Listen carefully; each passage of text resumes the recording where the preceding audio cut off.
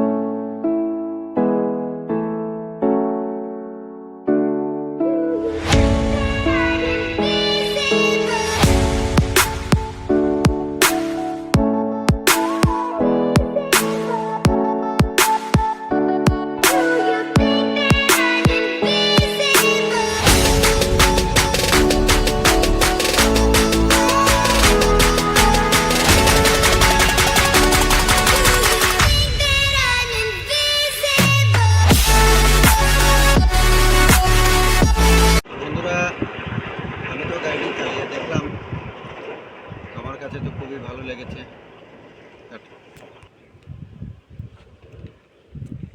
স্টিয়ারিংটি একেবারে স্মুথ। আমি যে বসে গাড়িটি চালালাম সেই সিটটি অ্যাডজাস্টেবল, নিজের মতো করে বসে গাড়ি চালানো যায়।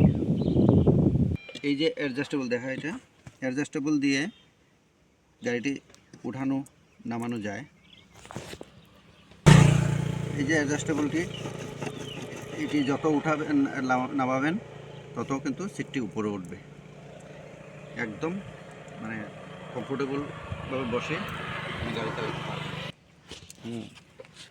ভেতরে যে বসার সিটগুলো আছে দেখেন, তো সামনের যে ড্রাইভিং সিট এবং পাশের যে সিটটা আছে তার এই পেছনের সিটের দূরত্বটা বেশ অনেকটাই আছে। এবং আমি বসিয়ে দেখাচ্ছি, এই দেখুন এই যে গ্যাপিংটা অনেকটাই আছে, যা কমফোর্টেবলভাবে বসা যায়। তো এখানে 3 থেকে 4 জন বসতে পারবে। এমনি তো 3 জন বসে, 4 জনও বসে আরামসে হবে। তো পেছনে তো অ্যাকচুয়ালি 3 জন বসতে পারে, তো 4 জন বসলেও এটা অসুবিধা হবে না। তো আমি তো সেকেন্ড মডেল XM যেটা, আমি সেই গাড়িটি নিয়েছি। তো XT আরেকটি মডেল আছে এর উপরে, এই মডেলে আর একটু ভালো ফিচার্স পাবেন। আমি এই XM মডেলটি নিয়ে ভালো অনুভব করছি। আমি তো অনেক দিন হয়ে গেছে, জানুয়ারি মাসে কিনেছিলাম, তো এখন অবধি তো আমার কাছে খুবই ভালোই লেগেছে। আমার ফ্যামিলি নিয়ে আমি গাড়িটি চালিয়ে দেখেছি, খুবই ভালো লেগেছে। তো আপনারাও দেখতে পারেন গাড়িটি নিয়ে। আমি আমার ভিডিওটি এখানেই সমাপ্ত করলাম। আমি আজকে অতটুকুই ভিডিও করেছি। তো নেক্সট আমি আরও ডিটেলস আমি দেখাবো। তো সবাইকে আমার নমস্কার।